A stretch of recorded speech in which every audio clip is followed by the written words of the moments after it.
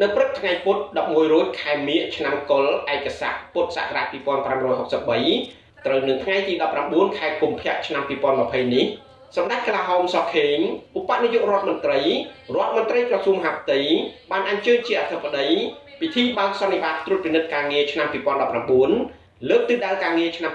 2020របស់ក្រសួងមហាផ្ទៃដែលប្រារព្ធធ្វើនៅទីស្តីការក្រសួងមហាផ្ទៃក្រោមអធិបតីភាពសម្ដេចកលាហោមសុខេងឧបនាយករដ្ឋមន្ត្រីក្រសួងមហាផ្ទៃសន្និបាតនេះឱកាសនេះមានការអញ្ជើញចូលរួមពីឯកឧត្តមលោកជំទាវថ្នាក់ដឹកនាំមន្ត្រីរាជការស៊ីវិលនិងថ្នាក់ដឹកនាំមន្ត្រីនគរបាលជាតិនៃក្រសួងមហាផ្ទៃក្រុមប្រឹក្សារាជធានីខេត្តគណៈអភិបាលរាជធានីខេត្តព្រមទាំងតំណាងក្រសួងស្ថាប័ននិងភាគីពាក់ព័ន្ធអង្គសន្និបាតនឹងពិនិត្យវាតម្លៃលើលទ្ធផលបទពិសោធន៍និងបញ្ហាប្រឈមនានាជុំវិញការអនុវត្តទូនីតិភារកិច្ចនិងការទទួលខុសត្រូវរបស់ក្រសួងមហាផ្ទៃរួមទាំងអនុសាសន៍ដ៏ថ្លៃថ្លារបស់សម្ដេចតេជោនាយករដ្ឋមន្ត្រីនេះឱកាសបិទសន្និបាតកាលពីឆ្នាំកន្លងទៅនិងកំណត់ទិសដៅការងារឆ្នាំ2020ព្រមទាំងប្រកាសលទ្ធផលចលនាប្រឡងប្រណាំងអនុវត្តគោលនយោបាយភូមិឃុំមានសុវត្ថិភាពអញ្ជើញថ្លែងសន្ទរកថាទៅកាន់អង្គសន្និបាតនេះឱកាសនោះសម្ដេចកលាហោមសុខេងបានសម្ដែងការកោតសរសើរនិងវាចម្លែកខ្ពស់ចំពោះថ្នាក់ដឹកនាំមន្ត្រីរាជការស៊ីវិលកងកម្លាំងនគរបាលអាជ្ញាធរថ្នាក់ក្រោមជាតិក្រសួងស្ថាប័នពាក់ព័ន្ធដែលបានចូលរួមយ៉ាងសកម្មបំពេញតួនាទីភារកិច្ចនិងផ្ដល់កិច្ចសហការធ្វើឲ្យក្រសួងមហាផ្ទៃសម្រេចបានលទ្ធផលជាច្រើនក្នុងរយៈពេល1ឆ្នាំកន្លងទៅសម្រាប់ឆ្នាំ2019កន្លងទៅសម្ដេចបានបង្ហាញការកត់សម្គាល់ថានៅពេលសភាពការពិភពលោកកាន់តែមានភាពស្មុគស្មាញកម្ពុជាក៏ទទួលរងឥទ្ធិពលមួយចំនួនពីការប្រជែងរវាងប្រទេសមហាអំណាចនៅក្នុងប្រទេសក៏បន្តកើតមាននៅក្រមប្រឆាំងជ្រុលនិយមព្យាយាមធ្វើសកម្មភាពប៉ុនប៉ងបង្កចលាចលក្នុងសង្គមនិងរៀបចំផែនការផ្ដួលរំលំរាជរដ្ឋាភិបាលស្របច្បាប់និងរបបរាជានិយមយ៉ាងណាក៏ដោយក្រោមការដឹកនាំរបស់រាជរដ្ឋាភិបាលមានសម្ដេចតេជោជានាយករដ្ឋមន្ត្រី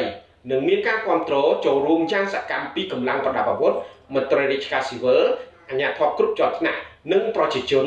សម្ដេចកលាហោមបានគូសបញ្ជាក់ថាយើងបានរួមគ្នាបំផ្លាញឲ្យបរាជ័យទាំងស្រុងនៅឧបាយកលនិងផែនការប្រកបដោយគ្រោះថ្នាក់នេះរបស់ក្រមប្រឆាំងជ្រុលនិយមនៅពេលដែលផែនការនេះបានបរាជ័យទាំងស្រុងនោះសម្ដេចបានមានប្រសាសន៍ថាយើងក៏បានបន្តរួមគ្នាការពារប្រព័ន្ធគ្រប់គ្រងប្រទេសតាមបែបប្រជាធិបតេយ្យសេរីពហុបត្តិការពារព្រះមហាក្សត្រការពាររបបរាជានិយមអាស្រ័យរដ្ឋធម្មនុញ្ញនិងធានារក្សាបាននូវសន្តិភាពស្ថិរភាពនយោបាយសន្តិសុខសណ្ដាប់ធ្នាប់សាធារណៈបន្តជំរុញដំណើរការអភិវឌ្ឍសេដ្ឋកិច្ចនិងសង្គមឲ្យរីកចម្រើនគ្រប់វិស័យនៅឆ្នាំ2019កន្លងទៅសម្ដេចក៏បានមានប្រសាសន៍ថាកងកម្លាំងនគរបាលបានរួមគ្នាទប់ស្កាត់បញ្ហានានាក្នុងសង្គមកាន់តែមានប្រសិទ្ធភាពជាក់ស្ដែងអ្វីត្បិតបទល្មើសព្រហ្មទណ្ឌមានការកើនឡើង 8% ដោយសារការហូរចូលនៃជនបរទេសនាំមកនៅបទល្មើសមួយចំនួនក្តីក៏កងកម្លាំងនគរបាលជាតិបានប្រឹងប្រែងបង្ក្រាបរហូតបាន 89% នៃបទល្មើសដែលកើតមានឡើងដែលជាអត្រាខ្ពស់ជាងឆ្នាំ2018ជាមួយគ្នានេះសម្ដេចបន្តថាបទល្មើសលួចមានស្ថានទម្ងន់ទោសរំលោភសម្លាប់ហិង្សាដោយចេតនាឆោបោកការប្រើប្រាស់អាវុធខុសច្បាប់ក៏មានការថយចុះគួរឲ្យកត់សម្គាល់ហើយវិធានការបង្ក្រាបបទល្មើសគ្រឿងញៀនក៏ត្រូវពង្រឹងការអនុវត្តយ៉ាងផលផុសតាមផែនការនៃយុទ្ធនាការប្រយុទ្ធប្រឆាំងគ្រឿងញៀនខុសច្បាប់លើកទី4របស់រាជរដ្ឋាភិបាលដោយឡែកការងារប្រយុទ្ធប្រឆាំងអំពើជួញដូរមនុស្សនិងអាជីវកម្មផ្លូវភេទក្មេងទំនើងលបែងស៊ីសងខុសច្បាប់បទល្មើសសេដ្ឋកិច្ចគ្រប់ប្រភេទការប្រយុទ្ធប្រឆាំងផលិតផលคล้ายៗនិងវិធានការទប់ស្កាត់គ្រោះថ្នាក់ចរាចរណ៍គ្រោះអគ្គិភ័យនិងអាវុធជាទូក៏ត្រូវបានមន្ត្រីខិតខំអនុវត្តយ៉ាងសស្រាក់សស្រាំដោយទទួលបានការគ្រប់គ្រងនិងការចូលរួមកាន់តែច្រើនពីសាធារណជនពាក់ព័ន្ធនឹងស្ថានភាពចរាចរណ៍សម្ដេចបានទាញចំណាប់អារម្មណ៍អង្គសន្និបាតថានៅឆ្នាំ2019គ្រោះថ្នាក់ចរាចរណ៍បានកើនឡើងយ៉ាងគំហុកនិងប្រកបដោយក្តីព្រួយបារម្ភប្រសិនបើកំណើននេះមិនថមថយ ឬយើងមិនបានចាត់វិធានការយ៉ាងណាចុងក្រោយនេះសម្ដេចក៏សម្គាល់ថានៅក្នុងខែកុម្ភៈគ្រោះថ្នាក់ចរាចរណ៍ថយចុះយ៉ាងគំហុកបើធៀបខែមករាឆ្នាំ2020ដែលទាមទារឲ្យរកមូលហេតុបន្ថែមក្រៅតែពីការចាប់ផ្ដើមពង្រឹងការអនុវត្តច្បាប់ដល់ឡែកពាក់ព័ន្ធនឹងការងារគ្រប់គ្រងជនបរទេសអន្តោប្រវេសន៍សម្ដេចកលហោមសុខេងបានមានប្រសាសន៍ថាការខិតខំបំពេញភារកិច្ចលើការងារនេះនឹងកាន់តែទទួលបានការគ្រប់គ្រងពីប្រជាពលរដ្ឋជាពិសេសបន្ទាប់ពីយើងបានបញ្ចប់យុទ្ធនាការដកហូតឯកសាររដ្ឋបាលមិនប្រក្រតីដែលកាន់កាប់និងប្រើប្រាស់ដោយជនបរទេសហើយទន្ទឹមនឹងនេះ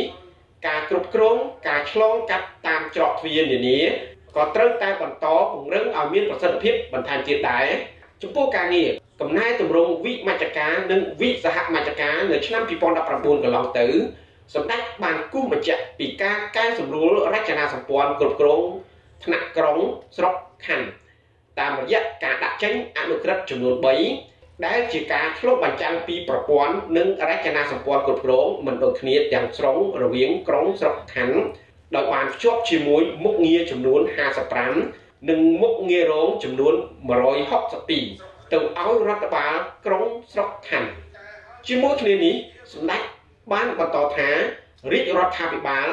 ក៏បានសម្រេចទេមុខងារផ្ដល់សេវាសុខាភិបាលទៅឲ្យរដ្ឋបាលរាជធានីខេត្តនិងបានទេធនធានហិរញ្ញវត្ថុផ្នែកអភិវឌ្ឍដល់រដ្ឋបាលឃុំសង្កាត់ចាប់ពីឆ្នាំ2020ឲ្យមានការកើនឡើងទ្វេដងប្រៀបធៀបនឹងឆ្នាំ2019ហើយធនធានហិរញ្ញវត្ថុផ្នែកអភិវឌ្ឍនេះ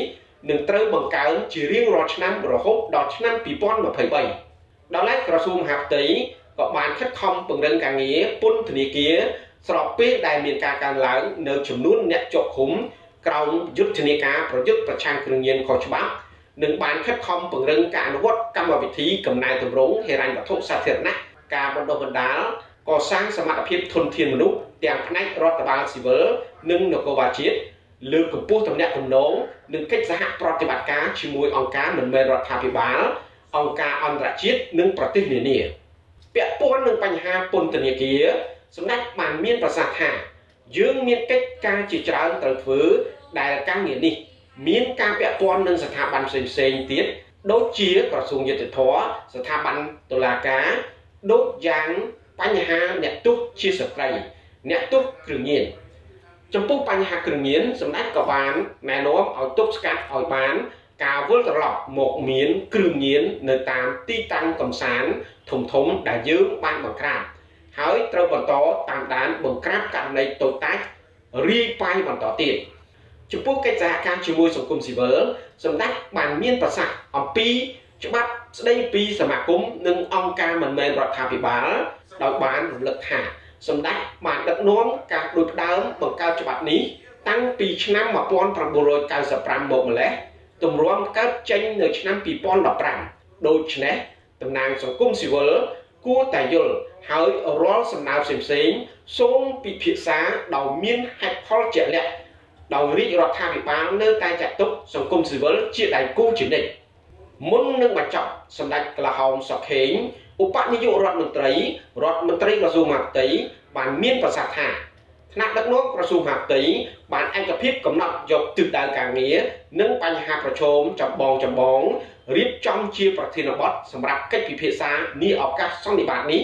ហើយក្នុងនាមរាជរដ្ឋាភិបាលក្រសួងមហាផ្ទៃ